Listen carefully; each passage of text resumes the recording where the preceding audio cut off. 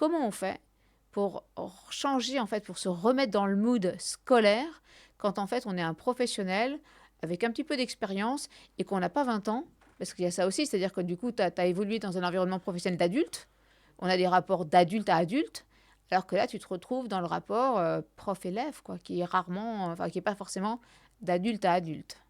Ouais, tout à fait, c'est assez dur, surtout la première année, en fait, ça a été, je pense la plus compliquée parce que, bah, on crée une routine, de travail, heu, quotidienne où on a, nos petits moments pour nous, nos petits moments pour faire à manger, faire le ménage et cetera. On se dit, «Bon, on a tout ça» et l'école, elle vient, tout chambouler parce que, il y a les devoirs, il y a réviser et après il y a tous les loisirs à côté que nous, on s'était libérés avant. Là qu'il va falloir, il y a un problème. Sacrifier, voilà exactement, ouais, c'est le mot, hein, sacrifier pour les cours, pour tout ça et donc je pense que pour moi, ça a été vraiment hyper difficile même d'ailleurs, j'encourage tout le monde à faire comme ça, hein, si jamais à faire comme moi, si jamais ils ont envie de reprendre leurs études ou alors, qu'ils se mettent à douter, faut vraiment pas hésiter à le faire.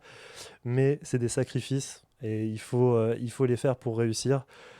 Comme je l'avais dit, moi, la première année, c'est pas super bien passé. Je suis resté un petit peu dans ma routine Du monde d'avant. du monde d'avant, voilà, de, de travailleur où on rentre chez soi un petit peu, on souffle tranquille.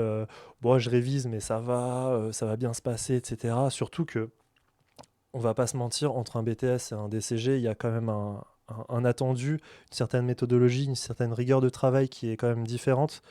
Donc c'est 2 fois plus d'efforts à fournir et moi, ces 2 fois plus d'efforts à fournir, je les fournissais pas. Donc je me suis un petit peu, ramassé. Exactement, je me suis pris un mur ça m'a servi de leçon